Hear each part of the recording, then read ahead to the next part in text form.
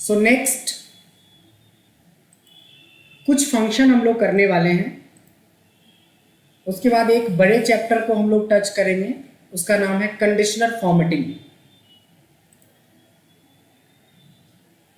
कुछ जो फंक्शन है कंडीशनल फॉर्मेटिंग से पहले हमें और ऐड कर लेना चाहिए फंक्शन की लिस्ट में, तो मैं सिर्फ फिलहाल फंक्शंस की बात कर रहा हूँ।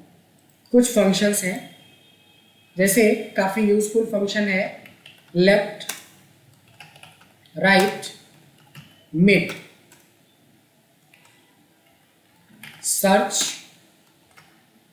फाइंड, मोड,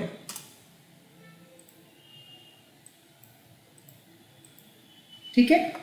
फिलहाल हम लोग सिर्फ 6 फंक्शंस के बारे में बात करेंगे और उसके बाद फिर हम लोग कंडीशनल फॉर्मेटिंग स्टार्ट करेंगे। चलिए, आप लोगों में से कितने लोग हैं जिनको लेफ्ट, राइट और मिड के बारे में अच्छे से पता है?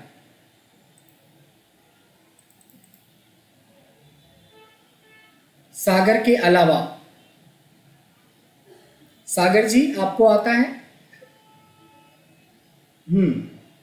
Yes sir. हाँ, इसलिए मैंने पहले ही बोल दिया सागर के अलावा। तो संजय सर आप बताएं लेफ्ट, राइट और मिड फंक्शन क्या होता है, थोड़ा सा डिटेल में आपकी अंडरस्टैंडिंग क्या है अभी तक? अनम्यूट कर लेंगे प्लीज जी। Sir left function basically use होता है कि लेफ्ट साइड से हम कोई भी टेक्स्ट के अंदर लेफ्ट साइड से कितना टेक्स्ट चाह रहे हैं। सपोज की जगह अगर राम कुमार अगर नाम लिखा हुआ है तो is equal to left, that text का रेफरेंस दे देंगे। सपोज मिस्टर राम कुमार लिखा है और मेरे को मिस्टर निकालना है, तो is equal to equals to left then A1 sorry D1 yeah and then comma 2। Very good, okay ठीक है। राइट, तो राइट से अगर लास्ट में 5 अगर नीचे कुमार से then right D1 5। Good, very good. और राम निकालने के लिए क्या करेंगे? सर उसके इज इक्वल टू मिड जी, देन टेक्स्ट D1। अब हमें से ये चीज स्टार्ट कहां से करना है, बिकॉज़ राम की जो मिस्टर 2 डिजिट है एंड 1 हो गया हमारा स्पेस, सो 3 4 सॉरी राम जो हमारा वो फोर्थ नंबर 4 देन इसके अंदर टोटल हमारे 3 डिजिट है, तो राम तो ये 3। एग्जैक्टली, वेरी गुड, बहुत बढ़िया। पूरी आपको कॉन्सेप्ट क्लियर है लेफ्ट, राइट, मिड का। एक बार फिर से हम लोग देखते हैं। लेफ्ट मतलब होता है लेफ्ट से, राइट का मतलब होता है राइट से, और मिड का मतलब होता है कहीं भी, कहीं से भी। देखते हैं क्यों बोला हमने कहीं से। कि लेफ्ट कहता है कि अगर आप लेफ्ट में इस टेक्स्ट को सेलेक्ट करके बंद कर दो, कुछ मत बताओ, तो ये लेफ्ट मोस्ट लेटर उठा लेता है। राइट में कुछ मत बताओ, टेक्स्ट को दे दो, तो ये टेक्स्ट में से राइट मोस्ट लेटर उठा देता है। बट अपने पास ऑप्शन होता है कितना।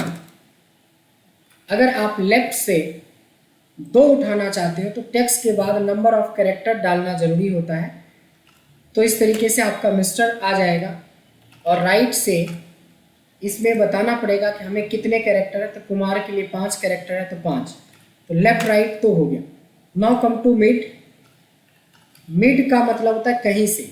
सबसे पहले टेक्स्ट लिया जाता है और हमें बोला गया है कि मेरे को नाम चाहिए, तो राम के लिए स्टार्टिंग पोजीशन काउंट करना पड़ेगा कि मिस्टर का 2 स्पेस 3, चौथे नंबर पे राम शुरू हो रहा है और नंबर ऑफ कैरेक्टर भी राम में 3 है। तो इस तरीके से हम 3 डिजिट उठा सकते हैं। लेकिन मैंने क्या बोला कि मिड एक ऐसा फंक्शन है जो कहीं से भी उठा सकता है। अगर मैं चाहूँ या आपको बोलूँ कि मेरे को मिस्टर उठा के दिखाओ मिड से, तो आप मिड जब लगाते हो तो टेक्स्ट लेते हो, फिर पूछता है कहाँ से, तो मेरे को तो पहले से ही शुरू करना है। कितना कैरेक्टर, तो 2, तो लेफ्ट तो हमारा लेफ्ट का चीज़ निकालता है, मिड से भी हम लेफ्ट का काम करवा सकते हैं। उसी तरीके से राइट से तो राइट का काम हो ही सकता है, बट मिड से भी हम राइट का काम निकलवा सकते हैं। मिड करेंगे तो दिस कॉमा कहाँ से, तो स्टार्टिंग पोजीशन गिनना है 3 2 5 2 7 8वें पोजीशन से 5 कैरेक्टर आपको उठाने हैं, तभी पर आप कुमार उठा सकते हैं। यानी कि मिड एक ऐसा फंक्शन है जो लेफ्ट का और राइट का दोनों का काम कर देता है, अलॉन्ग विद द मिड तीनों का काम कर लेता है।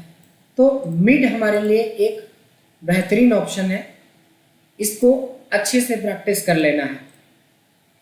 प्लस लेफ्ट राइट को ऐसा नहीं कि अच्छे से नहीं करना है, लेफ्ट राइट भी हमारा पैरेलली इंपॉर्टेंट है। अब आप लोगों में से कोई हैं जिनको सर्च, फाइंड और मोड के बारे में थोड़ा पता हो?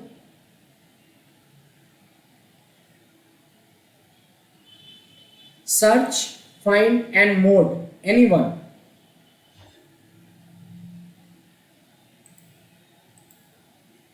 अनमोल, भावना, आप लोग कभी यूज करते हैं या किया है सर्च का और फाइंड का यूज? दो तो एक कैटेगरी का है, एक तीसरा अलग कैटेगरी का है। No sir. देखिए एक्चुअली क्या होता है कि जब अभी हम लोग कुमार सर्च कर रहे थे तो हमें काउंट करना पड़ा था 1 2 3 4 5 6 7 8। राम काउंट कर रहे थे तो यहाँ से गिनना पड़ा 1 2 3 4। सो सर्च या फाइंड दोनों का एक ही काम होता है, किसी टेक्स्ट के अंदर या सेल के अंदर उस वर्ड का या उस लेटर का पोजीशन पता करना। जैसे सर्च करोगे आप किसको, राम को, कहाँ, तो इसमें तो ये बताता है कि राम की जो पोजीशन है ये 4th है। अगर मैं पूरे राम नहीं लिख के सिर्फ आर भी लिखता तब भी पर ढूंढ लेता, लेकिन यहाँ पे हमें राम को ही सर्च करना था, इसीलिए क्योंकि सिर्फ आर करोगे तो आर की तो पोजीशन सेकेंड में ही है। सर्च आर कहाँ, तो इसमें देखो राम की पोजीशन 4th है, आर की पोजीशन सेकेंड है। सेम सर्च में भी होता है, सेम फाइंड में भी होता है। क्या फाइंड करना चाहते हो? राम फाइंड करना चाहता हूँ, कहाँ? इसमें 4th। क्या फाइंड करना चाहते हो?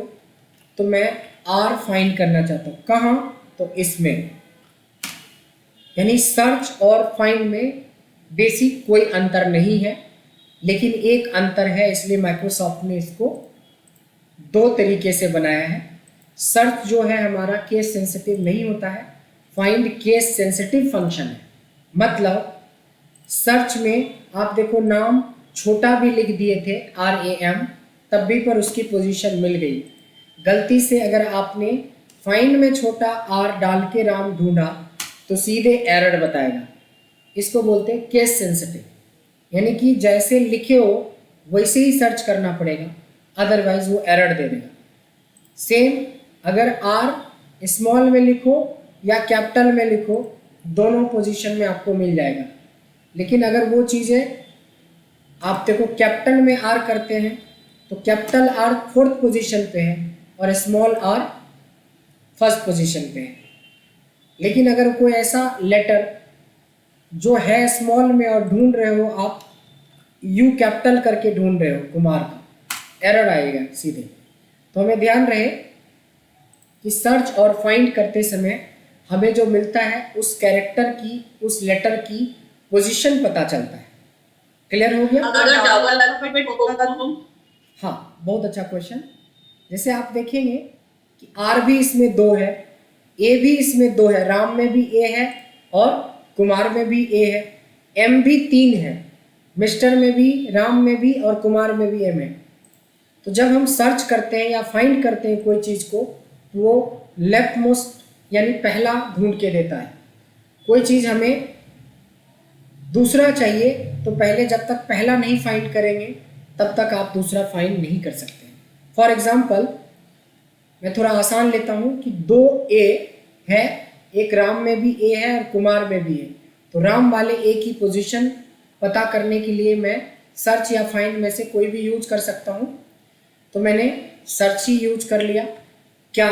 तो मैंने बोला ए को सर्च करो, कहाँ? तो इसमें ये बता रहा है कि ये 5वें पोजीशन पे। जब तक पहला पोजीशन नहीं आपको पता चलेगा तब तक दूसरा नहीं पता चलेगा। क्यों? देखिए, दोबारा से मैं सर्च करता हूँ, find what you want to find a where, so this is the text. एक और पार्ट होता है स्टार्ट नंबर, यानी जब आप स्टार्ट नंबर नहीं देते हो तो पहले पोजीशन से ढूंढना शुरू कर देता है।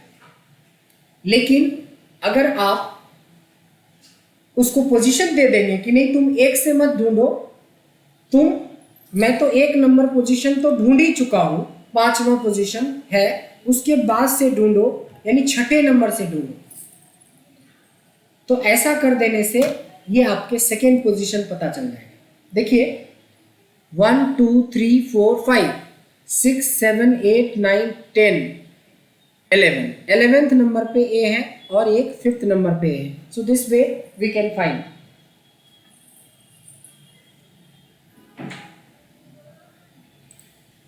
तो Can you repeat it again, please? This one.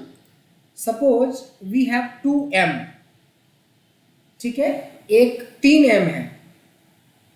अगर मैं पहले m की बात करूं और हमें केस सेंसिटिव से मतलब ना हो तब तो हम सर्च ही यूज कर ले। सर्च क्या कर रहे हो आप? m को सर्च कर रहे हो, कहाँ? इसमें। इसको तो पहले ही पोजीशन पे m मिल गया, लेकिन आप बोल रहे हो कि अब दूसरा m दिखाओ, कहाँ है?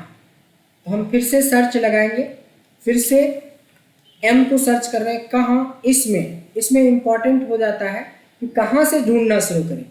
तो मैंने बोला मैं तो ढूंढ ही चुका हूँ कि पहला m हमारे पहले नंबर पे है, तो उसके बाद से शुरू करो, यानी 1 + 1 मतलब सेकेंड नंबर से ढूंढना शुरू करो। तो सेकेंड नंबर के बाद जो दूसरा m है वो 6 पोजीशन पे है। कैसे?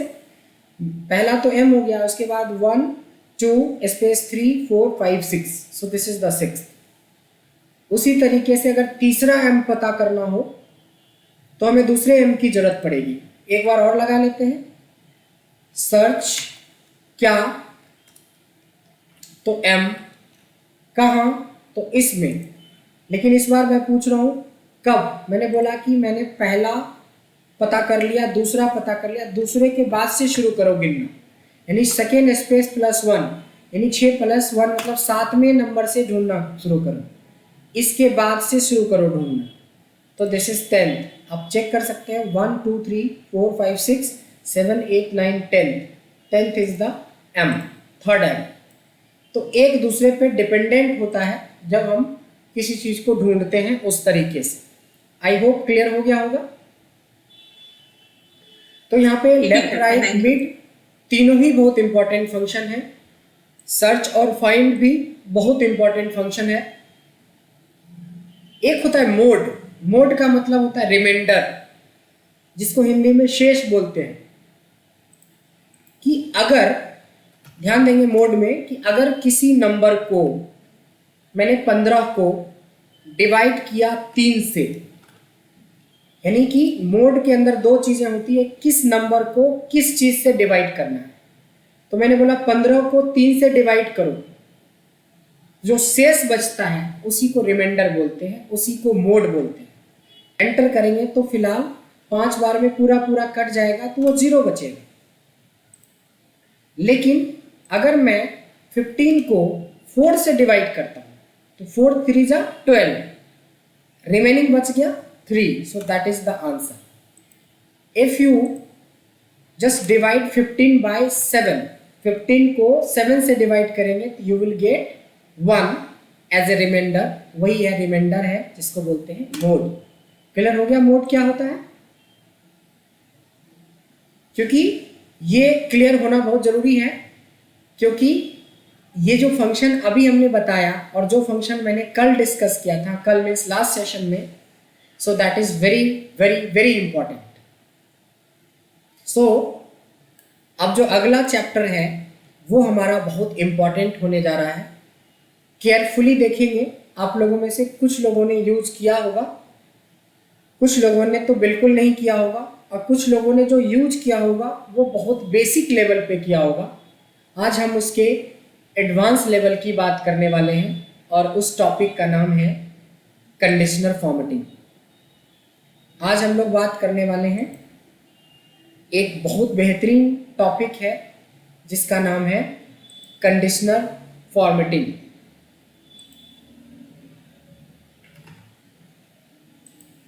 चलिए सेम क्वेश्चन, आप लोगों में से कितने लोग हैं जो कंडीशनर फॉर्मेटिंग जानते हैं या कंडीशनर फॉर्मेटिंग यूज करते हैं?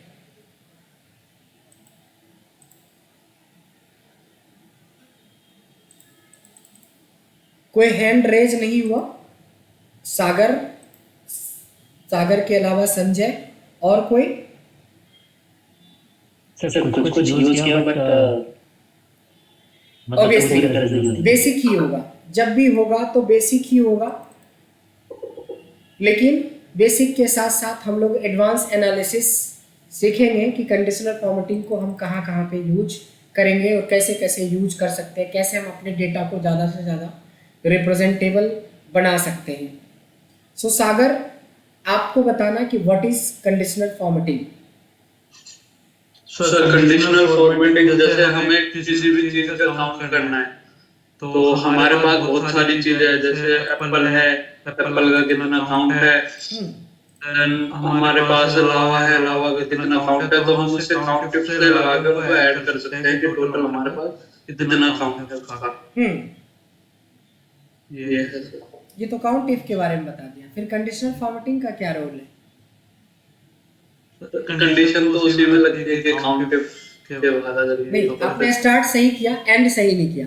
संजय, कंडीशनल तो फॉर्मेटिंग बेसिकली कंडीशनल फॉर्मेटिंग रहता है कि जैसे सपोज कीजिए मुझे नेम में अगर हाईलाइट करना है, exactly highlight, the word is highlight. Product में अगर एप्पल जो हाईलाइट करना है तो उसको रेंज काउंट में हम काउंट इफ के जरिए ये पता करते हैं कि कितने एप्पल हैं, बट वो एप्पल कहाँ कहाँ लिखा है उसको हाईलाइट करने के लिए कंडीशनल फॉर्मेटिंग का यूज करते हैं। So how we can explain this conditional formatting को? टू हाईलाइट सेल और range on a particular condition. If you have a database and you want to just highlight the cell or range where the particular thing is there, तो कैसे बोलेंगे conditional formatting में कि हम लोग एक particular text को या नंबर को या सिंबल को या किसी डेट को हाईलाइट करते हैं। अब जब हाईलाइट की बात आती है तब भी पर हमारे पास दो चैलेंजेज आएंगे। हमने बोला हाईलाइट, हमने बोला एप्पल को हाईलाइट कर दो, आपने कुछ नहीं किया, फिल्टर लगाया, एप्पल को सेलेक्ट किया यहाँ से और इस सारे एप्पल को सेलेक्ट करके ग्रीन कलर देके फिल्टर हटा दिया, तो क्या ये कंडीशनल फॉर्मेटिंग है? नहीं। हाईलाइट, सिर्फ हाईलाइट से बात नहीं बनती है, क्योंकि फॉर्मेटिंग में आप हाईलाइट तो कर सकते हो बट यहाँ कोई कंडीशन नहीं है कि कल के डेट में मैं LG को हटा के एप्पल कर दूँ तो कोई इस एप्पल पे कोई फर्क नहीं पड़ेगा, और इस एप्पल को हटा के LG कर दूँ तो इस कलर पे कोई इफेक्ट नहीं पड़ेगा, क्योंकि this is formatting. So what is conditional formatting? तो कंडीशनल फॉर्मेटिंग कहता है कि जब आपका डेटा चेंज होगा तो automatically dynamically that will change. So this is the difference between conditional formatting and formatting. Formatting जो होती है स्टैटिक होती है, जो लगा दिया रह गया। कंडीशनल फॉर्मेटिंग में एज पर डेटा वो ऑटोमेटिकली चेंज होता है। सेम क्वेश्चन लेते हैं कि कंडीशनल फॉर्मेटिंग के थ्रू एप्पल को हाईलाइट करने के लिए डेटा को सेलेक्ट करेंगे, कंडीशनल फॉर्मेटिंग में जाएंगे, there is a highlight cells rule and you can highlight your data as per this rule. तो इसमें से कौन से रूल काम आएंगे? दो रूल काम आ सकता है। एक होता है इक्वल टू, इक्वल टू लिख के आप डेटा के अंदर डाल देंगे एप्पल, देखिए आपके एप्पल हाईलाइट हो गए। हमने बोला पटना को हाईलाइट कर दो, डेटा सेलेक्ट किया, कंडीशनल फॉर्मेटिंग में गए, इक्वल टू से तो कर ही सकते हैं बट टेक्स्ट दैट कंटेन लिख के इसमें लिख देंगे पटना, तो भी हमारा हाईलाइट हो जाएगा। सेकेंड थिंग इज कि आपको कलर का चॉइस भी यहाँ पे, आप ग्रीन कर सकते हो, येलो कर सकते हो, पिंक कर सकते हो, रेड कर सकते हो। कस्टम फॉर्मेट में जाके अपने मन का कोई भी कलर आप चूज कर सकते हो जो आपको कलर चाहिए, और ये डायनेमिक होता है। कल के डेट में ये एप्पल नहीं है, ये तो ओप्पो है। तो जैसे ही ओप्पो किया देखो यहाँ से गायब हो गया। ये एमआई नहीं है, ये तो एप्पल है। एप्पल लिखते ही देखो डेटा हाईलाइट हो जाता है। सेम ये पटना नहीं है तो कलकत्ता है, अपने आप कलर हट गया। और जैसे ही मैं बोलूँगा कि ये जो लास्ट वाला ये मुंबई नहीं, ये तो गलती से पटना था, ये जैसे डेटा करेक्ट करेंगे ऑटोमेटिकली जो कंडीशंस आपने लगा रखी है उसके हिसाब से डेटा हाईलाइट हो जाता है। उसके बाद आ जाता है कि देखिए नंबर के ऊपर आप कैसे कंडीशंस लगाएंगे। किसी ने बोला कि 5000 के ऊपर जो सेल्स है उसको हाईलाइट कर दो। हाईलाइट में जाएंगे, ग्रेटर देन का यूज करेंगे और यहाँ से 5000 लिख देंगे। कलर चॉइस इज योर, कि कौन से कलर से करना है, आ गया। मैंने बोला कि जो भी 2000 से कम है उसको हाईलाइट करो रेड कलर से, फिर से वही डेटा सेलेक्ट किया। इस बार हमने लेस देन का यूज कर लिया और हमने बोला 2000 से नीचे, और रेड कलर जाके फॉर्मेट में रेड कलर सेलेक्ट कर लेंगे। इस तरीके से आप देखेंगे कि आपका डेटा ऑटोमेटिकली हाईलाइट हो गया। अगर एक वैल्यू को मैं चेंज कर देता हूँ, 1250 कर देता हूँ, देखिए ऑटोमेटिकली ये 2000 से कम है।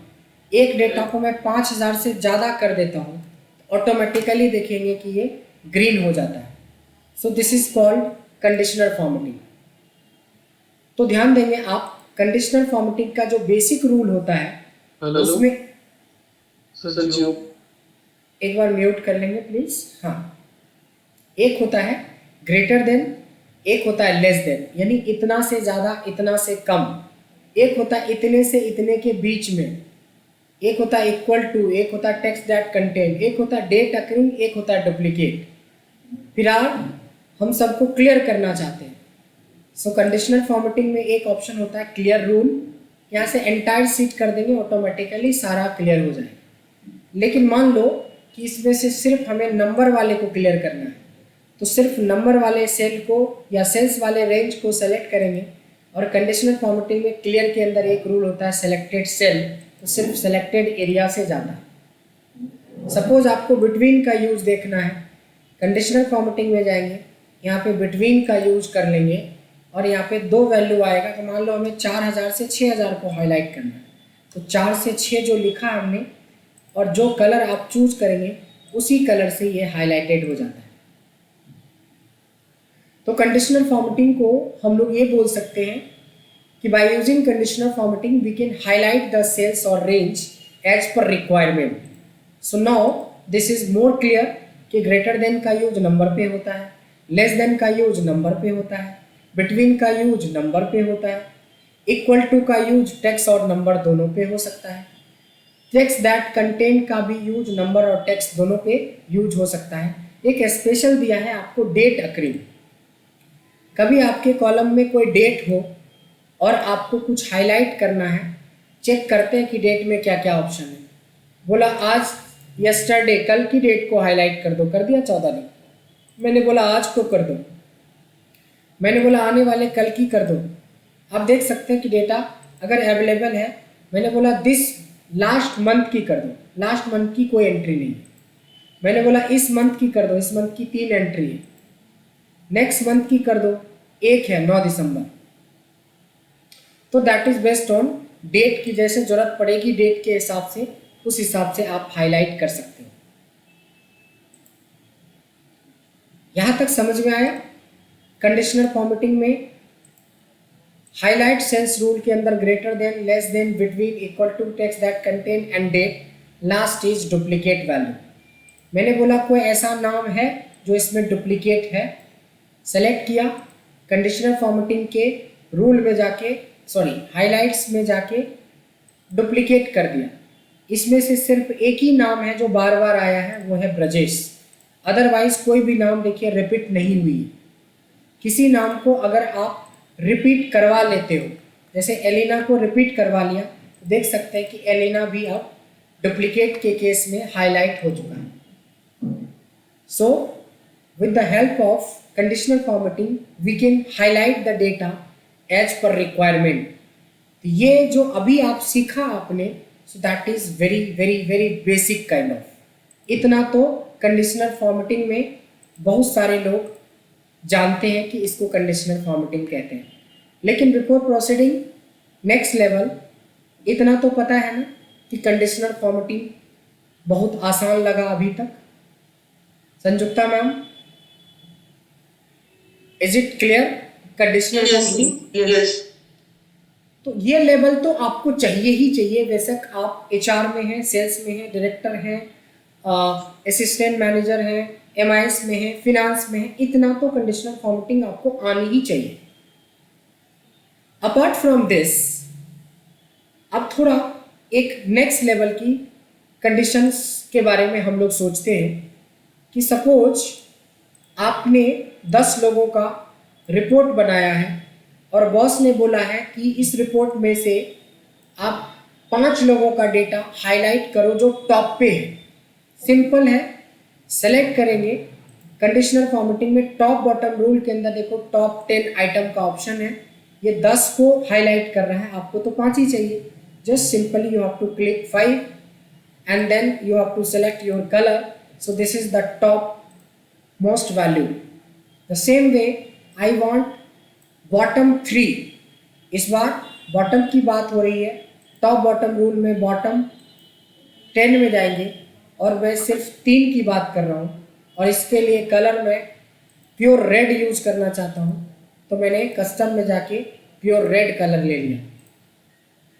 ये सब बहुत बेसिक लेवल पे क्वेश्चन पूछे जाते हैं हाईलाइट करते हुए कि टॉप 3 सेल्स बताओ, टॉप 5 सेल्स बताओ, बॉटम 5 सेल्स बताओ, टॉप। अब आती है एक बहुत और बेहतरीन ऑप्शन है, काफ़ी मज़ा आएगा जब आप डेटा को प्रेजेंट करेंगे कि सपोज हमने वही 10 डेटा को जो सेल्स करी है उसकी कॉस्ट ये रही थी और उसमें हमें कुछ प्रॉफिट और लॉस हुए थे। अब इस डेटा को बॉस के साथ प्रेजेंट करना है, आपको कुछ नहीं करना, थोड़ा सा इसमें बार लगा दीजिए, काफ़ी प्रेजेंटेबल हो जाता है। सेल्स डेटा सेलेक्ट किया, कंडीशनल फॉर्मेटिंग में एक ऑप्शन होता है बार का, simply you have to select a bar. देखिए जितनी ज़्यादा वैल्यू है बार उतने बड़े हैं, यानी बिना चार्ट का चार्ट वाला इफेक्ट आप देख सकते हैं। सेम उसी तरीके से होता है कॉस्ट का ऑप्शन, कि कॉस्ट में जाएंगे और हमें बार सेलेक्ट करना है कोई कलर का, तो यहाँ पे आप बार देख सकते हैं। लेकिन सबसे इंटरेस्टिंग होता है जहाँ पे हमें नेगेटिव और प्लस में वैल्यू, आप इसमें अगर बार का यूज करते हो और इसमें कोशिश कीजिए ग्रीन लेने का, तो एक बड़ा इंटरेक्टिव आपको डैशबोर्ड वाली फीलिंग आएगी कि जिसकी वैल्यू माइनस में ऑटोमेटिकली रेड हो गया और जिसकी वैल्यू प्लस में है ऑटोमेटिकली ग्रीन हो गया।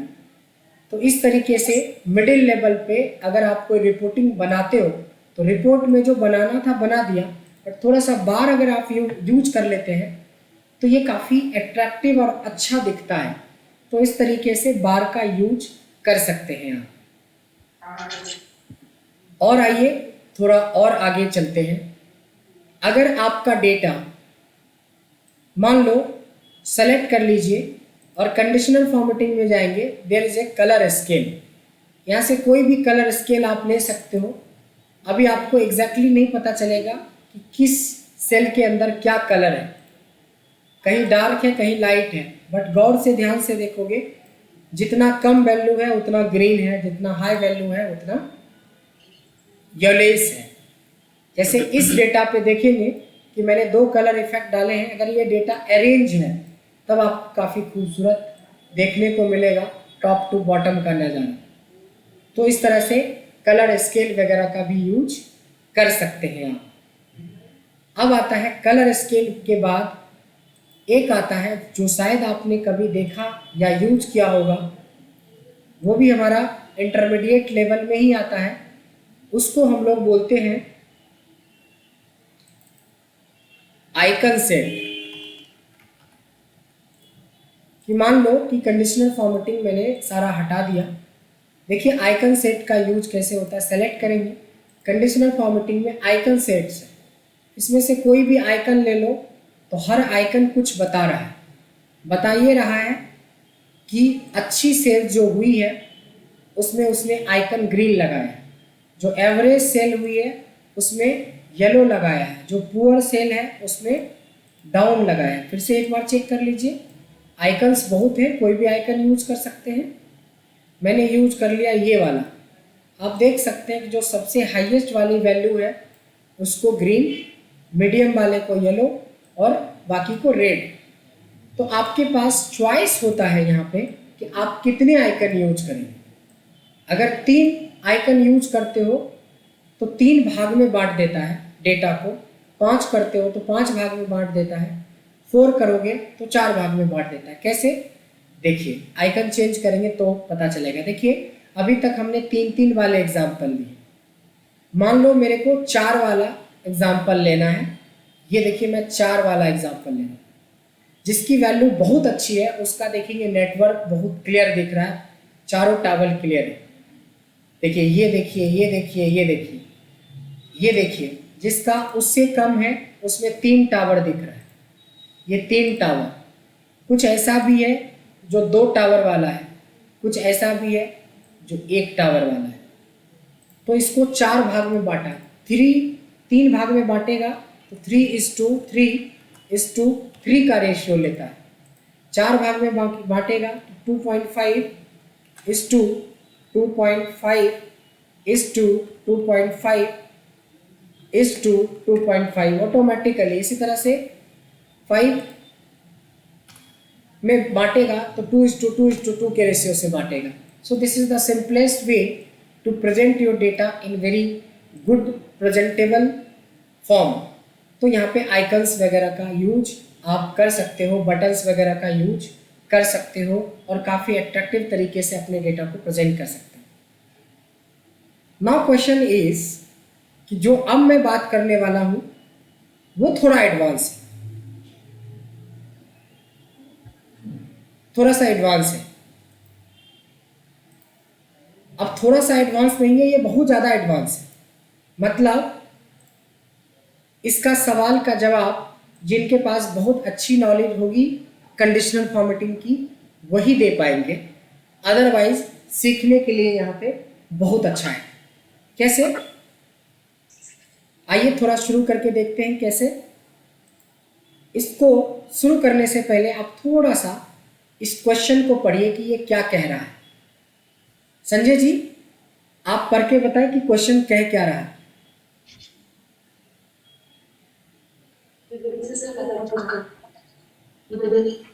संजय जी हैं? जी, आप एक बार पढ़ेंगे क्वेश्चन क्या लिखा है हमने? सर, टू select your कहाँ से sir highlight the complete row and data. Select your whole data except heading ये पढ़ना है। क्या to कह रहा है? highlight complete row and data of Brajesh. Yes, मेरा क्वेश्चन इतना ही है कि मैं इस बार ये नहीं बोल रहा हूँ कि तुम ब्रजेश को हाईलाइट कर दो।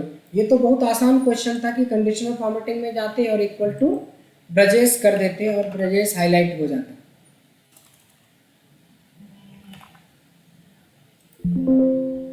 है ना। इसमें कंडीशनल फॉर्मेटिंग में जाके यहाँ से इक्वल टू कर देते और यहाँ पे ब्रजेश टाइप कर देते, ये हमारा हाईलाइट हो जाता। बट ये कहता कि नहीं, मेरे को पूरा रो हाईलाइट करके दिखाओ, ब्रजेश की पूरी डेटा दिखाओ हाईलाइट करके, समथिंग लाइक दैट।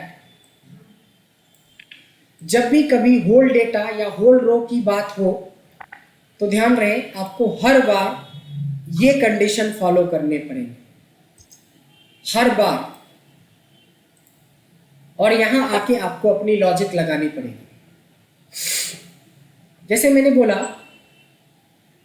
कि ब्रजेश को हाईलाइट करना है, पहले इतना तो आंख बंद करके आपको पूरा करो। पहले बोला कि सारे डेटा सेलेक्ट कर लो, हेडिंग को छोड़ के कर लिया।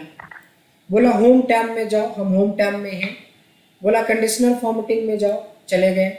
बोला इस बार ये सब यूज मत करो, सीधे जाओ मैनेज रूल में और वहाँ एक मिलेगा न्यू रूल और न्यू रूल में मिलेगा use a formula to determine. देखिए जो स्टेप्स मैंने लिखे हैं वही स्टेप तक पहुँच गए, यानी यहाँ तक आने का मतलब है apply formula as per need, यानी अब आपको खुद से सोचना पड़ेगा वो लॉजिक, वो फॉर्मूला जो हमें मीट करना है अपने रिक्वायरमेंट के। इसने बोला टू हाईलाइट कंप्लीट रो और डेटा ऑफ ब्रजेश। तो Brajesh is not a part of profit और loss, cost, sales, product, that is a part of name. So you have to just select your first name whether they are Brajesh और not. ये आपको नहीं सोचना है. पहला data select करेंगे. देखिए डेटा सेलेक्ट करते ही देखेंगे कि यहाँ पे A2 के पहले डॉलर लग गया, A के पहले भी, 2 के पहले भी. A तो ठीक है क्योंकि हमारा सारा नाम A में है, बट $2 का मतलब होता है कि ये आगे के बारे में नहीं, सिर्फ टीना के बारे में बताएगा. बट मेरे को तो धीरे धीरे आगे बढ़ना है. यही तो एक ट्रिक है कि रो के पहले के डॉलर को हटाना है. हटाने के बाद आपको लिखना है जो चाहिए. सो दैट इज ब्रजेश. उसके बाद आ जाता है फॉर्मेट यानी कलर. अब आपको जिस कलर से हाईलाइट करना है उस कलर से आप हाईलाइट करवा दें. ये था क्वेश्चन. सबको समझ में आया? Can you repeat it? ये कंटिन्यू ये प्रोसेस चलेगा मैम. आगे क्वेश्चन में आ रहे हैं, फिर से ध्यान से देखेंगे अगले एग्जाम्पल पे कि आगे मैं क्या क्वेश्चन कर रहा हूं और उसका आंसर कैसे देना है. सागर, इस बार आपसे क्वेश्चन है. Yes, sir. पिछला बार हमने ये बोला था कि ब्रजेश के नाम को हाईलाइट कर दो, बट Yes, इस बार sir. मैं वो नहीं बोल रहा हूँ. मैं हाँ. ये बोल रहा हूँ कि इस जगह पे ये ब्लू वाले सेल में जिसका नाम मैं लिखूं वो हाईलाइटेड हो जाए. ब्रजेश लिखूं तो ब्रजेश हाईलाइटेड हो जाए, टीना लिखूं तो टीना हाईलाइटेड हो जाए, एलिना लिखूं तो एलिना हाईलाइटेड हो जाए. ठीक है सर. तो देखिए इतने दूर तक तो हमें प्लेटफॉर्म तक जाना ही पड़ेगा. इसके बाद ही कुछ सोचेंगे. तो सबसे पहले इतना फॉलो कर लें. Select conditional formatting, manage rule, new rule, use a formula to determine. Now question is कि जिसका नाम मैं यहाँ पे लिखूं हाँ. तो कैसे करेंगे? सर तो हम जो ये ब्रजेश हमने लिखा हुआ है तो हम इस पर सेलेक्ट करेंगे अभी. नहीं, पहला कोशिश यही करना है कि जहाँ डेटा है ना उसमें का पहला करें. Okay sir. इसके लिए नीचे ढूंढने जाना है तो 2 के पहले का डॉलर हटाना है. ठीक है सर. और इक्वल टू उस टाइम में हमने फिक्स कर दिया था यहाँ पे ब्रजेश लिख के. इस बार मैं बोलूँगा जिसका नाम यहाँ पे है ना. आसान, बस हो गया. Format is yours, colour choice is yours. यहाँ से अप्लाई करेंगे, आपका डेटा हाईलाइटेड हो. देखो ब्रजेश जहाँ जहाँ लिखा है डेटा हाईलाइटेड हो गया. सोचो आप टीम लीडर हो, आप टीना की परफॉर्मेंस लिखने के लिए टीना जैसे ही लिखोगे एकदम ध्यान पड़ जाएगा कि टीना ने कब कब कहाँ कहाँ क्या क्या सेल किया है. जैसे ही आपने ब्रजेश लिखा ब्रजेश का पता चल जाएगा. जहाँ पे आपने एलिना लिखा आप देख सकते हैं कि 3 जगह पे इस डेटा में एलिना है. मैं जैसे ही यहाँ पे प्रसून लिखूंगा तो हमें एकदम से पता चल जाएगा कि इनका परफॉर्मेंस बहुत पुअर है, सिर्फ इन्होंने एक ही सेल किया है. So this way we can work on the data for team record type से कुछ आप बना रहे हो, तब आपको ये कंडीशनल फॉर्मेटिंग काफ़ी यूजफुल रहेगा. थोड़ा और कॉम्प्लिकेसी आने वाली है आगे के क्लास में, आगे के एग्जाम्पल में, और वो कॉम्प्लिकेसी आपको सामने अभी अभी आपको दिखेगा कि क्या कॉम्प्लिकेसी है. इसके लिए थोड़ी इंग्लिश लैंग्वेज का भी ध्यान रखना पड़ेगा. आखिरकार कह क्या रहा है. क्वेश्चन पढ़ेंगे. आप में से कोई सागर और संजय को छोड़ के आप में से कोई भी एक ले सकते हैं, इनिशिएट कर सकते हैं. एक ओपी वर्मा. ओपी वर्मा साहब आप बताएं क्वेश्चन क्या कह रहा है. ओपी वर्मा. चलिए महेश सर आप बताएं, क्वेश्चन पढ़ के बताएं कि कह क्या रहा है क्वेश्चन में. क्वेश्चन ये कह रहा है जो नाम बी से स्टार्ट हो रहे हैं उनकी रो को ग्रीन कलर से कलर करना है. एग्जैक्टली. इस बार क्या है, ना तो ब्रजेश की बात हो रही है, ना टीना की बात हो रही है, ना एलिना की बात हो रही है. इस बार हो गई कि बी नाम का कोई भी बंदा हो, जैसे ब्रजेश भी बी नाम से है, और यहाँ पे देखेंगे विकास भी बी नाम से है, बीना भी बी नाम से है. तो बी नाम के जितने भी लोग हैं उनका डेटा हाईलाइटेड हो जाए. अब यहाँ से शुरू हो जाता है आपका बिल्कुल स्टीम हाई लेवल लॉजिक. जब तक आप बेसिक फंक्शन पे काम नहीं करेंगे, अब आपको यहाँ से लगने लगेगा कि कुछ आप एकदम बिल्कुल हाई लेवल की चीज़ें सीख रहे हैं. कोई ट्राई कर सकते हैं, आप ट्राई कर सकते हैं, कैसे होगा? कंडीशन ये एक बार सेलेक्ट कीजिए। चलिए हम उतना प्रोसेस फॉलो करते हैं। सेलेक्ट करना, कंडीशनल फॉर्मेटिंग में जाना, मैनेज रूल में जाना, न्यू रूल में जाना और use a formula to determine, यहाँ तक तो हमें जाना ही जाना था। यस, नाउ अब इसको पूरे ए वाले कॉलम को सेलेक्ट कर लें। आप जैसे बोलेंगे, हम तो बस क्वेश्चन पूछने के बाद टाइपिस्ट बन जाते हैं। जो आप टाइप करवाएंगे हम तैयार हैं। कॉलम सेलेक्ट करने को पूरा कॉलम सेलेक्ट कर लेंगे। चला, कर लिया। कर दिया।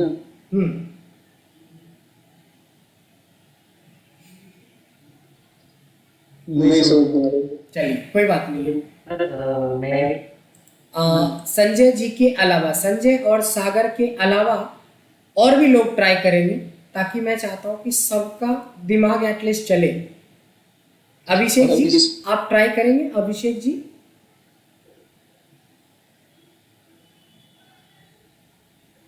मनीषा शायद ट्राई करेंगी। मनीषा आप कर सकते हैं, करिए। सर पहले पूरा डेटा को सेलेक्ट कर लेंगे यहाँ तक और तो लेफ्ट फंक्शन यूज कर सकते हैं क्या उसमें? क्या बात है, वेरी गुड। लेफ्ट फंक्शन, देखिए लेफ्ट फंक्शन आज ही हमने सीखा है कि लेफ्ट फंक्शन से क्या होता है कि हम एक लेटर भी चेक कर सकते हैं, 2 भी और 10 भी। फिलहाल अगर if name starts with B, that means you have to check the first letter. तो क्या लगाएंगे? Equal to left. किस में चेक करेगा? तो पहले नाम से शुरू करेगा। नीचे जाने के लिए $साइन का हटाना, क्योंकि एक के लिए हमें एक लिखना नहीं पड़ता है, तो लेफ्ट तो फंक्शन यहीं पे खत्म हो गया। ये क्या करेगा? पहला लेटर हमें दे देगा। अब हम क्या करेंगे? इक्वल्स टू डबल कोटेशन के अंदर एज पर क्वेश्चन बी होना चाहिए। एकदम ध्यान से सोचेंगे तो बड़ा आसान क्वेश्चन था ये, लेकिन तब जब हमारे पास लेफ्ट फंक्शन होगा तब। यानी कि आज ये भी आपको पता चल जाएगा कि जितने फंक्शन हमने 40, 45, 50 करवा दिए हैं अभी तक में, 40 के आसपास नहीं, 50 क्रॉस कर गया होगा। वो हर एक फंक्शन आपका एडवांस लेवल पे जाने के लिए जरूरी है। ऐसा नहीं कि हम रो को छोड़ सकते हैं, कॉलम को छोड़ सकते हैं, टुडे को छोड़ सकते हैं, कोई नहीं छोड़ सकते आप, क्योंकि इसमें कब कौन सा फंक्शन का जरूरत पड़ जाएगा किस लॉजिक को बनाने के लिए, वो बहुत इंपॉर्टेंट है। So this is the logic.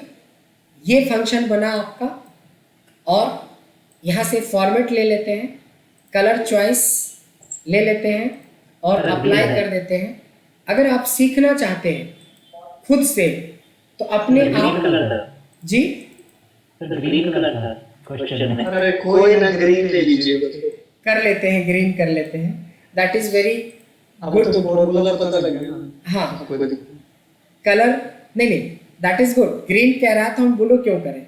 So absolutely इनका ध्यान बहुत अच्छा है।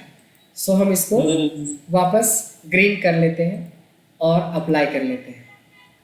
नाउ क्या मैंने फंक्शन लगाए वो आप यहाँ पे देख सकते हैं। अब जिनको सीखना है, देखो एक क्वेश्चन आप अपने आप से बनाइएगा, ये आपका होमवर्क रहेगा कि जिसके नाम का आखिरी लेटर एच हो। अब ब्रजेश का भी आखिरी लेटर एच है और आशीष का भी आखिरी लेटर एच है। हो सकता है, हाँ, भूतनाथ एग्जैक्टली। लेकिन ये अभी आपको समझ में आया, लेकिन आप एक बनाना है, ऐसा एक ट्राई करना। ये आपके लिए असाइनमेंट है कल के लिए कि ये काम करना है आपको, कि जिसके भी नाम के लास्ट में एच हो वो आपको एक करके बताना है। तभी तो आप समझ पाएंगे अपने आप को कि कितना कर सकते हैं। यहाँ पे लिख देता हूँ HW homework. If name ends with H then highlight the whole row. Training All clear?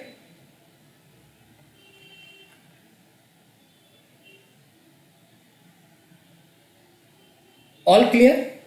Sir आइए एक और क्वेश्चन की तरफ मूव करते हैं। अब जो मेरा क्वेश्चन है थोड़ा और देखेंगे, थोड़ा और मजा आएगा। मेरा क्वेश्चन बहुत सीधा सा है, आंसर लेकिन सोच के देना है, बहुत सोच के देना है, लेकिन डायरेक्ट नहीं बताना है। जिनसे मैं पूछूंगा वो बताएंगे, ताकि हमें भी पता चले कि सिर्फ मीटिंग को ज्वाइन नहीं किया है, आपका कंसंट्रेशन भी है कुछ हद तक। 10% लोग तो आप में से हैं, जहाँ तक मैं रीड कर पा रहा हूँ, कि ऑफिशियल एक्टिविटी में आपका इन्वॉल्वमेंट बहुत ज़्यादा है। और जो लोग तो मान लो कि वीडियो मोड में नहीं हो, तो हो सकता है कि सीट छोड़ के चले भी गए होंगे, तो उनका तो कुछ नहीं बोल सकता। यही फ़ायदा होता है कि जब आप वीडियो मोड में होते हैं तो हमें पता चलता रहता है कि आपका फेस ऑफ एक्सप्रेशन क्या है, कहाँ बात हो रही है, क्या बात हो रही है। साथ ये फ़ायदे की बात है, कम से कम डर तो है कि गप मारेंगे तो सामने देख रहा है कोई बंदा। और अगर आप बिल्कुल ऑफ मोड में, जैसे मैंने अभी क्वेश्चन पूछा ओपी शर्मा जी से या जो भी थे ओपी साहब, तो बीच में गायब हो गए थे, तो पता भी नहीं चल रहा था कि हाँ या ना का भी जवाब देने के लिए कोई नहीं था। तो ये फ़ायदा होता है जब आप वीडियो मोड में होते हैं कि थोड़ा रीड कर पाते हैं। तो सिर्फ रिक्वेस्ट ही मैं कर सकता हूँ, अगर नेट का कनेक्शन है, आप ऑफिस में हैं, तो वीडियो मोड ऑन रखें, ताकि थोड़ी आपकी एक्सप्रेशंस भी देखें। और आंसर अगर आता है आपको, तो आपको जवाब देना है हैंड रेज में, डायरेक्ट आंसर नहीं बताना है। बड़ा सिंपल क्वेश्चन करने जा रहा हूँ, इंटरेस्टिंग चैप्टर है, इंटरेस्टिंग क्वेश्चन भी है। मेरा क्वेश्चन है सिंपल, पहले कि इसमें से जितना भी डेटा है, इस पूरे डेटा के अंदर जब जब हमें लॉस लगा है, तो आपको बताना है, उसको रेड कलर से हाईलाइट करके दिखाना है पूरा डेटा को। जैसे ये लॉस है तो हाईलाइट करके दिखाना है रेड कलर से कि ये इस जगह पे हम लोग लॉस में रहे हैं। This is the question, who can answer?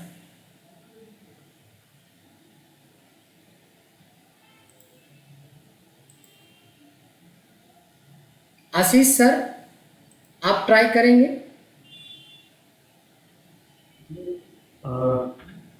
Sir इसमें वही कंडीशनल फॉर्मेटिंग में जा सकते हैं, सेलेक्ट करके पूरे डेटा को। जी, पूरे स्टेप्स लिखा हुआ है, बस यहीं पे तो थोड़ा सा लॉजिक लगाना है। Conditional formatting, manage rule, new rule और use a formula to determine. Yes, उसके बाद में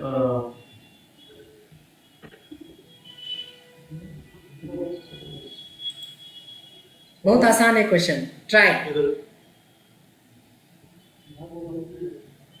सागर, हमें पता है आप जवाब दे देंगे, संजय जी भी जवाब दे देंगे, इसलिए सबको मौका, सबका साथ सबका विकास। मोदी जी की एक बात, भले हो ना हो साथ, हम आपके साथ हैं, सबको मौका दिया जाए। बिल्कुल बिल्कुल लॉजिक तक जा रहे हैं सर, थोड़ा और कोशिश लेस देन जीरो का ऑप्शन लगा। Exactly, so we have to check from the first cell if this value is less than 0, but you have to move down, so you have to remove dollar sign from row, so you can move down. Very good. Now question is which color? तो colour अगर दे रखा है तो colour choose कर लेना है, अगर colour नहीं दिया रहता तब आपको आप अपने हिसाब से कोई भी कलर लेके आप हाईलाइट कर सकते थे। ये वो डेटा है पूरे डेटा के अंदर जहाँ पे हमारी लॉस हो गई है। तो एक होमवर्क बनेगा प्रॉफिट वाला, हाईलाइट होमवर्क है, ये सब असाइनमेंट्स हैं जिसको ट्राई करना है। Highlight the profit data by green colour. ठीक, तो एक क्वेश्चन मैं दे रहा हूं और दूसरा क्वेश्चन आपने तैयार करना, जिससे कि 100% आपको कमांड हो जाएगा इस तरह के लॉजिक पे। यहां तक में कोई डाउट?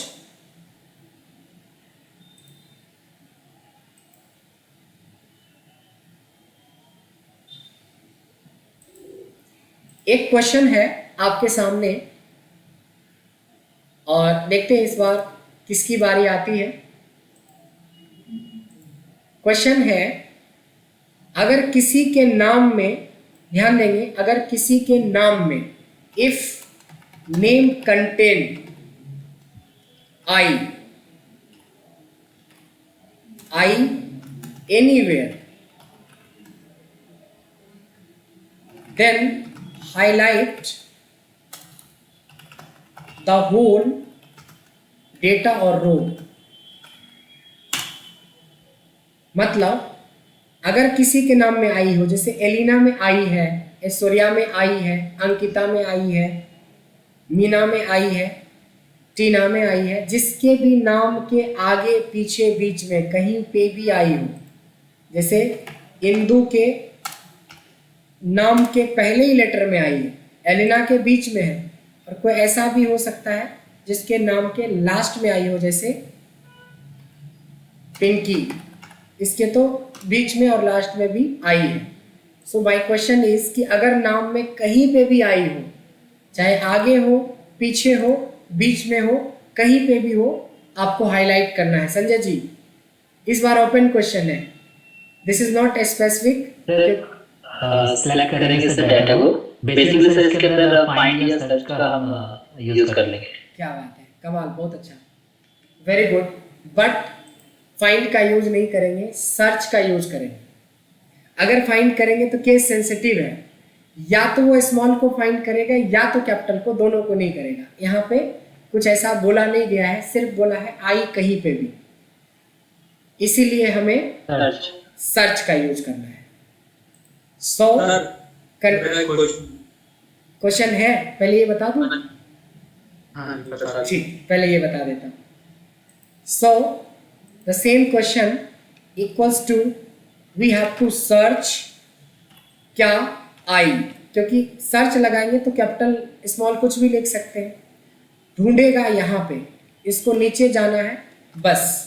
अब वो तो आई मिलेगा तो कोई ना कोई पोजीशन तो मिल ही जाएगा उसको, तो हमें कुछ नहीं करना है, बस कोई भी एक कलर डाल देते हैं, क्योंकि यहाँ पे कलर का कोई जिक्र नहीं है कि हमें ग्रीन चाहिए, येलो चाहिए। ये देखिए वो सारे नाम जो जहाँ जहाँ पे आई है वो हाईलाइट हो चुका है। Sagar, yes, this is your turn. मिल गया आंसर। अच्छा, मुझे ये सुना था कि आई मतलब आगे पीछे हो तो कुछ कंडीशनल करना पड़ेगा। मिल गया आंसर। तो एक और क्वेश्चन, और ये कैपिटल स्मॉल ऐसा कुछ नहीं मेक करेंगे तो काउंट करेंगे। Suppose small capital I and capital I, ये भी क्या काउंट करेंगे? मैम बेसिकली मतलब कि जो सर्च वाला अपना अभी जो हमने मैम दो फंक्शन पढ़े थे, एक पढ़ा था सर्च और एक पढ़ा था फाइंड। यही तो डिफरेंस बताया था कि फाइंड में स्पेसिफिक वर्ड ही डालने पड़ेंगे, लेकिन सर्च में क्या होता है कि स्मॉल हो या कैपिटल हो, दोनों को सर्च कर लेता है। इसीलिए यहाँ पे इस केस में सर्च का यूज होगा। क्लियर हो गया ma'am? Okay, thank you. This is a bit complicated, more complicated. जैसे आगे बढ़ेंगे तब आपको मजा भी आएगा, क्योंकि इस तरह के क्वेश्चंस के लिए लॉजिक चाहिए, और लॉजिक के लिए हमें फंक्शंस चाहिए। थोड़ा क्वेश्चन है, थोड़ा कॉम्प्लिकेटेड है, ध्यान देंगे, थोड़ा ध्यान से देंगे। जिनको आंसर मिल जाएगा हैंड रेज करना है।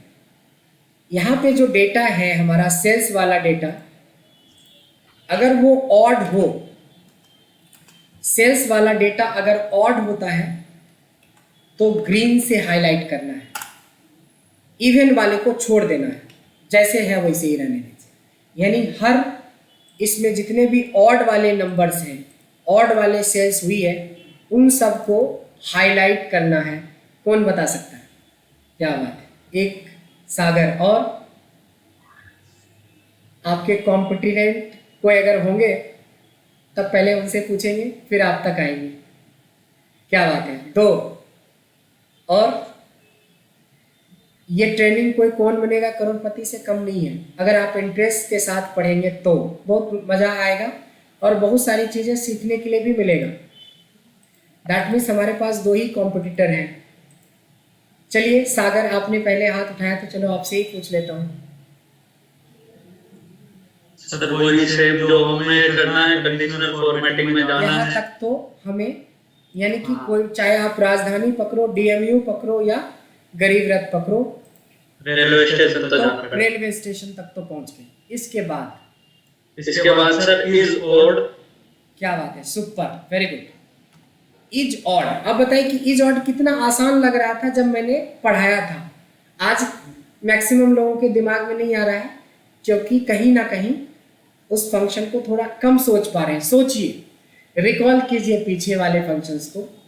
इज ऑड किसको चेक करेगा? सेल्स वाले अमाउंट को। उसको नीचे भी जाना है तो डॉलर साइन हटाना, और ये तो ट्रू भी हो सकता है, फॉल्स भी हो सकता है। तो मैं बोलूँगा सिर्फ आप ट्रू वाले को उठाओ, और कलर कोई भी, अगर ग्रीन बोला तो ग्रीन दे दीजिए, ब्लू बोला तो ब्लू दे दीजिए। सो ये मेरे को क्वेश्चन का आंसर मिल गया। ठीक है, वेरी गुड। क्वेश्चन आ रहा है, इसका मतलब है एवरीथिंग इज गोइंग गुड, सब चीज अच्छा चल रहा है। बिल्कुल ब्लैंक नहीं होना है, और कुछ ना कुछ लॉजिक सोचते रहना है, तभी आप इसमें फॉल्स करते, जैसे हमने अभी ट्रू करा, अगर हम इसमें फॉल्स करते तो वो रिमेनिंग डेटा को ले लेता, मतलब इवन वाले का ले लेता। ओके हाँ, रिमेनिंग वाले का ले लेता। ठीक है करके दिखाएं सीधा। हाँ सर, एक बार कर दीजिए। क्यों करें, ये होमवर्क हो गया। ठीक है होमवर्क में आपको इवन को रेड करना है, तो ये होमवर्क यानी आपके लिए एक्सरसाइज भी हो जाएगा, और जो एक्सरसाइज करेंगे उनके लिए फायदा रहेगा। इसमें ट्रू और फॉल्स की जगह तो फिर ये कर लेना ना, ये भी लगा लेंगे, इज इवन तभी पर हो जाएगा। ओके, नाउ क्वेश्चन इज थोड़ा सा कॉम्प्लिकेटेड और बना रहे हैं इसको, थोड़ा सा। क्वेश्चन है, इसमें कुछ ऐसे नाम हैं, if name starts with A and ends with A then highlight.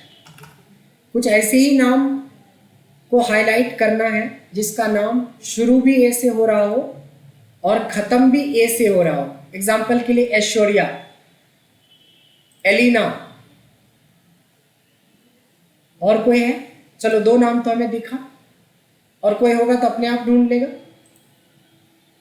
So question is, if name starts and ends with A, जिसका नाम का शुरुआत लेटर भी ए हो और आखिरी लेटर भी ए हो। एनीवन?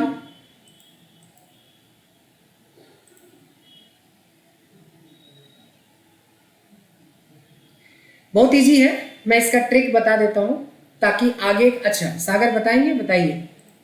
कंटेन वाला लगेगा इसमें। नहीं, कंटेन करेंगे तब तो ब्रजेश में भी ए है।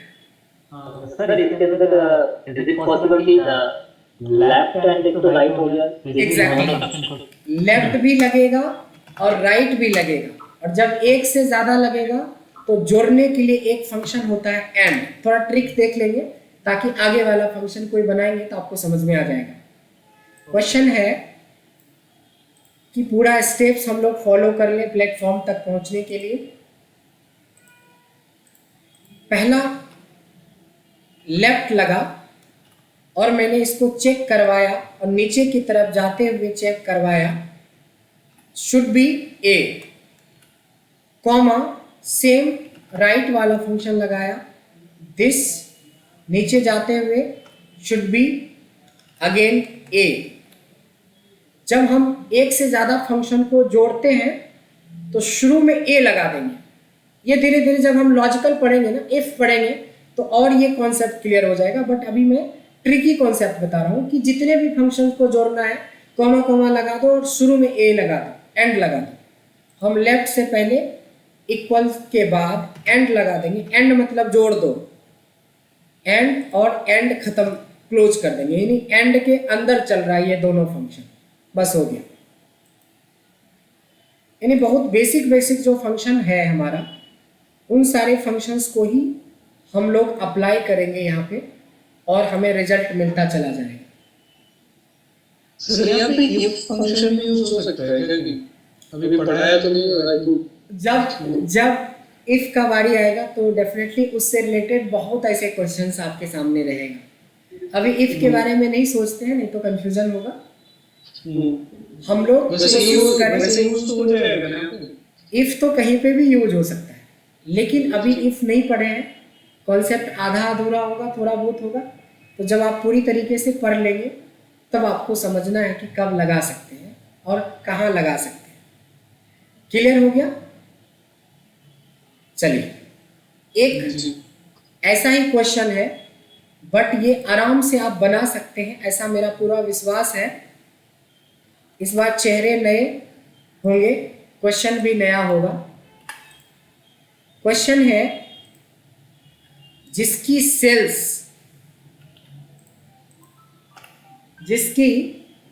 सेल्स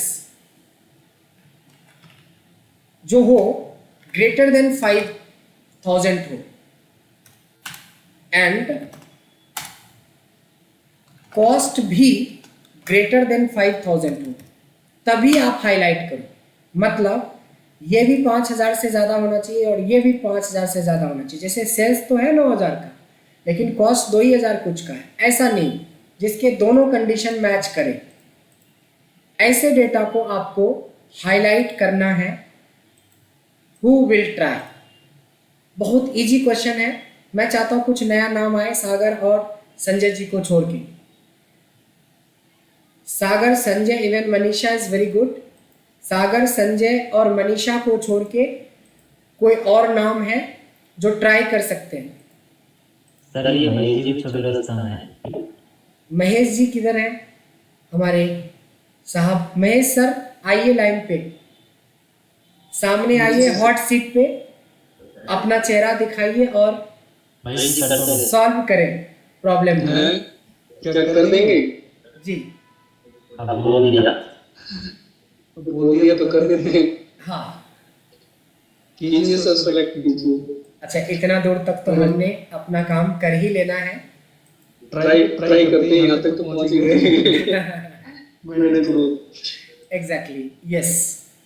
अच्छा, एक चीज पता है, आप लोग तो चलो वर्किंग हैं, जॉब की जरूरत नहीं है, ऑलरेडी सेटल्ड है। अगर आप एक इंटरव्यू में बैठे हो, आप सॉल्व नहीं कर सकते, अगर ये स्टेप तक भी पहुंच गए तो उसको लगेगा इस बंदे को मैनेजेबल आता है। एकदम इंस्टीट की हम बिल्कुल ब्लैंक होके बैठे हुए हैं, उसकी जगह पे अगर ये आपने प्लेटफॉर्म वाला भी काम कर लिया ना, तो समझेगा बंदे में दम है, इसको आइडिया है कि एक कस्टम भी होता है जहाँ पे we can customize anything. Yes, start. Issue ये है कि मैं थोड़ा सा यहाँ पे इफ का यूज करूंगा। वो इफ आपने पढ़ाया नहीं, तो अभी आप भी लगा दीजिए सर। चलिए, आपसे पास करते हैं क्वेश्चन को। और रामकिशन जी हमारे बहुत पुराने हमारे सहकर्मी हैं, सहपाठी हैं और स्टूडेंट हैं। तो बताएं सब। रामकिशन साहब, आपसे मैं उम्मीद करूंगा आप कुछ बताएं इस पे। लेस देन ग्रेटर देन का very good. Less than greater than कैसे? सर फाइंड में जाके सर, फाइंड में जाके नहीं, गलत हो जाएगा। और सोचिए, सुशील शर्मा जी आप बताएं। सर इसमें ग्रेटर देन 5000 हाँ, करके लगाते हैं, देखते हैं, गलत होगा तो होगा। ग्रेटर देन पहले तो एंड लगेगा ना सर। पहले एंड लगेगा कि दो कंडीशन कर देते हैं सर। एंड लगा दीजिए पहले। हाँ, एंड लगा फिर ग्रेटर देन पहले कौन सा greater than? Sales. Sales sales should be greater than 5000। एक कंडीशन खत्म। और दूसरा कॉस्ट लेस देन उल्टा कर दीजिए। अच्छा, ग्रेटर देन, ये दोनों ग्रेटर देन बंद कर दीजिए। बस खत्म, इतना ही था, इससे ज्यादा लॉजिक है ही। तो बड़ा आसान है। यहाँ पे मैं ये जताना चाह रहा हूँ कि जब हमें मल्टीपल लॉजिक हो तो हमें एंड यूज कर लेना, बीच में कॉमन चलता रहेगा जो भी कंडीशंस आप लगाए। ये कुछ ऐसा नाम है जिन्होंने अपने कॉस्ट वाले प्राइस और सेल्स वाले प्राइस को दोनों की वैल्यू को 5000 के ऊपर रखा है।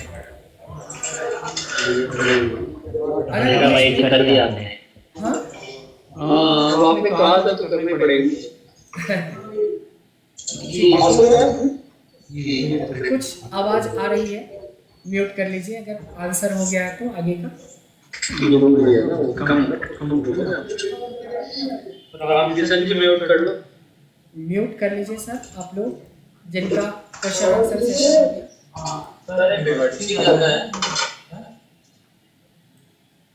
हाँ ओके नाउ इट्स फाइन।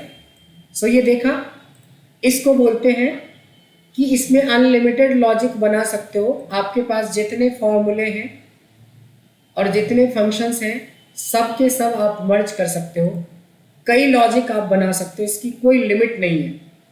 इसमें कुछ होमवर्क हमने दिए थे, इसके अलावा कुछ असाइनमेंट्स भी मैं शेयर करूंगा। इसमें बहुत सारे लगभग 5 से 10 के बीच में असाइनमेंट्स होंगे। ये सारे असाइनमेंट्स भी आपको बनाने हैं, प्लस जब हमने बोला ना homework, so that is very important, उसको ट्राई ज़रूर कीजिएगा ताकि आप नेक्स्ट लेवल पे जा सकें। अच्छा ये टीम वाइज ट्रेनिंग है, तो कहीं ना कहीं ये भी होता है कि सपोज सागर बहुत अच्छा कर रहे हैं, जैसे मल्टीपल कॉलम्स पे, मतलब मान के चलो मुझे कोलकाता की सेल जो कि जनवरी से पहले की हो, जिसमें केवल वीवो सेल हुआ हो और उसकी कॉस्ट 4000 हो, तो वो मल्टीपल भी वहाँ पे एंड लगाते हुए कर सकते हैं। एंड नहीं, एक ही एंड के अंदर कॉमा को, हाँ मैंने मतलब एंड लगा के एक एंड के अंदर कॉमा कि this should be greater than this should be less than this equal to Mumbai and this equal to this, तो ऐसा होता है। तो दिस इज जहाँ पे हम if का फंक्शन यूज करते हैं जी, तो वहाँ पे if की जगह हम ऐड से इसको कर सकते हैं। एक्चुअली क्या होता है जब आप कंडीशनल फॉर्मेटिंग में मैनेज रूल करते हैं ना, तो आप यहाँ पे जब कस्टम पे क्लिक करते हैं तो ध्यान दीजिए क्या बोलता है, formula value where this value is true. जब होगा मतलब ये ऑलरेडी इफ का काम कर रहा है कि ऐसा मैच कर जाए तो ऑटोमेटिकली, यानी कि हमें यहाँ पे आके फिलहाल इफ डालने की जरूरत नहीं है। लेकिन जब आप इफ को बहुत कॉम्प्लिकेटेड तरीके से पढ़ के उसकी सारी लॉजिक क्लियर कर लेंगे, तब लगेगा कि हम इफ के थ्रू भी बहुत कुछ कर सकते हैं। यहाँ तो सर यहाँ पे इफ यूज ही नहीं होगा, मतलब अगर हमें कभी करना है तो इफ की जरूरत फिलहाल तो हमें नजर नहीं आ रहा है। नहीं यहाँ पे इस पर्टिकुलर फॉर्मूला के अंदर इफ यूज नहीं कर सकते। मैं ये नहीं बोल रहा हूँ कि नहीं कर सकते, मैं ये बोल रहा हूँ कि जितने भी कंडीशन आपको दिए हैं ना, वहां तक हमें इफ की कोई जरूरत ही नहीं पड़ी। जब कोई जरूरत पड़ेगी तो हम इफ क्या, नेस्टेड इफ, वी लुकअप सब कुछ अप्लाई कर सकते हैं, लेकिन पहले उस लेवल तक पहुंच जाए ताकि जब हम अगर कोई उस तरह का कंडीशन आपके सामने रखें तो आपके पास हो लॉजिक समझने के लिए। जैसे अभी तक समझने के लिए लॉजिक है कि लेफ्ट है, राइट है, इज ऑड है, इज इवन है ना, सर्च है, फाइंड है, ये सारे फंक्शंस हैं, इसीलिए सारे लोग समझ पा रहे हैं। बेशक कुछ लोग जवाब दे पा रहे हैं, कुछ लोग नहीं दे पा रहे हैं, तो that is not a big deal. अगर सब लोग जवाब ही दे देंगे तो फिर बाकी लोग क्या करेंगे? इसलिए बाकी लोगों को सीखना है, और नेक्स्ट क्लास में जब क्रॉस क्वेश्चन होगा तो आप समझ ही गए होंगे कि जो लोग सिर्फ अभी दर्शक हैं उनको सबसे ज़्यादा टारगेट किया जाएगा। अगले बार सागर और संजय से तो बिल्कुल क्वेश्चन नहीं करेंगे, लेकिन अगले सारे लोग जो जवाब नहीं दे रहे हैं उनसे ज़्यादा क्वेश्चन होगा। जो लोग सिर्फ देख रहे हैं उनसे ज़्यादा क्वेश्चन होगा। ठीक है, और एक रिक्वेस्ट रहेगा सारे लोगों से, चाहे अभिषेक जी हो या जो भी, आप अगर जाते हो ना मीटिंग तो हमें कोई मैसेज करने की ज़रूरत नहीं है, क्योंकि जाना तो है, उसको तो आप रोक नहीं सकते। बट यहाँ जो आप मैसेज करते हैं तो वो हमारा स्क्रीन पे आ जाता है, उससे डिस्टरबेंस होता है। सो आप जाइए और जल्दी मीटिंग से लौटिए और फिर रीज्वाइन कर लीजिए। हो सके तो बेसिकली इसलिए करते हैं सर कि आप ये ना कहो कि पता नहीं कहाँ चले गए वीडियो ऑफ करके। नहीं, जब 1-2 लोगों के साथ ट्रेनिंग होती है तब ये कहते हैं। अब 20 लोगों की होगी, उसमें भी कॉर्पोरेट ट्रेनिंग चल रही है, कोई घर से तो ट्रेनिंग है नहीं कि आप सारा काम निपट के आराम से खा पी के बैठे। यहाँ पे रिस्पॉन्सिबिलिटी ज़्यादा होती है, तो आई कैन अंडरस्टैंड कि हो सकता है, तो उसमें मैं कुछ नहीं बोलूँगा, लेकिन ऐसा मैसेज नहीं करना है। इससे अननेसेसरी यहाँ पे स्क्रीन पे आते रहता है बार बार पॉपअप, उसका कोई फ़ायदा नहीं है एक्सेप्ट कि आप अपनी वो पूरा कर रहे हैं। Noted sir. जी, किसी को भी ऐसा नहीं करना है। ऑल क्लियर यहाँ तक? तो ये भी एक शानदार वीडियो आपके लिए तैयार है